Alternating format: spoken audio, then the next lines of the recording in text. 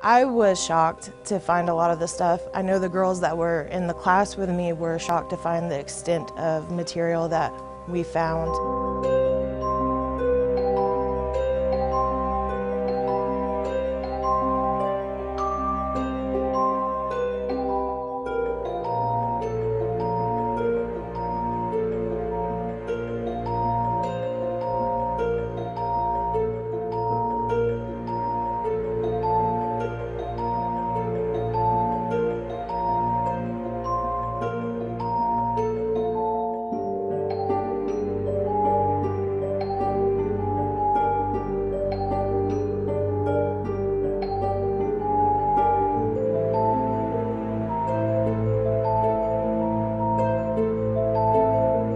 I don't remember exactly when it was when I first saw the 1913 yearbook and the 1910 yearbook, but I was certainly shocked when I saw it. It is unambiguously Klan related. It is unambiguously a hooded figure, in one case holding a burning cross. And part of me, as a historian, threw it into context and said, oh my goodness, well, this was the South at the beginning of the 20th century. But part of me said, wow, this is a story we need to tell and a story we need to add some context to.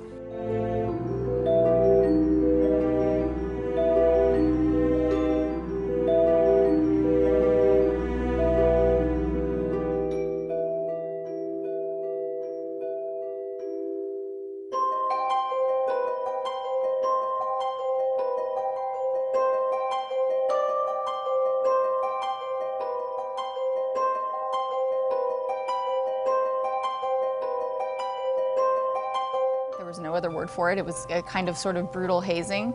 You see lots of classes writing about it in the yearbook and other student publications.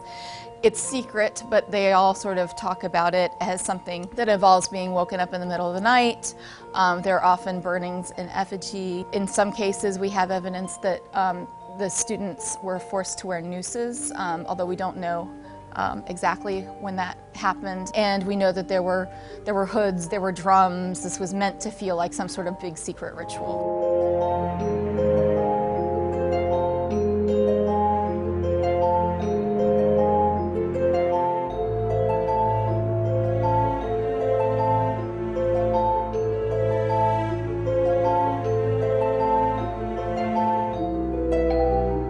It is good that it's coming out because the Wesleyan students, staff, and faculty, we need to know our history and what Wesleyan was built on. And when I was looking into colleges during high school, the woman who told me about Wesleyan suggested that I look up the Tri-Cape Pirates and what the Tri-Cape Pirates meant.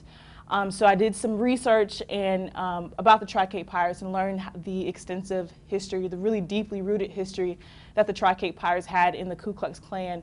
And when I came to Wesleyan, already aware of that, I took my research further and got in contact with the archivist here at Wesleyan's campus and went through old yearbooks and different annuals and just historic artifacts that had very racist themes and traditions that Wesleyan has altered today, but are still present on Wesleyan's campus. But I also believe in those traditions that we have, there's an underlying theme of racism that needs to be addressed. And if it's not addressed, people need to know that it's at least there. And having that history, you need to know what you're being a part of, especially myself as an African-American woman.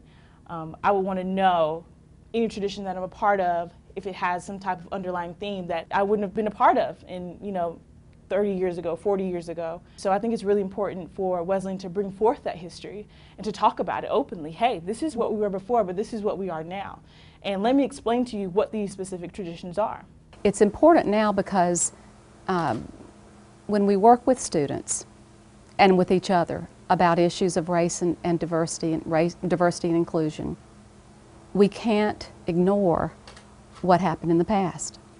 And students of all races appropriately ask us about the past. And we have to be able to tell them, acknowledge the past and also acknowledge that that's not who we are now.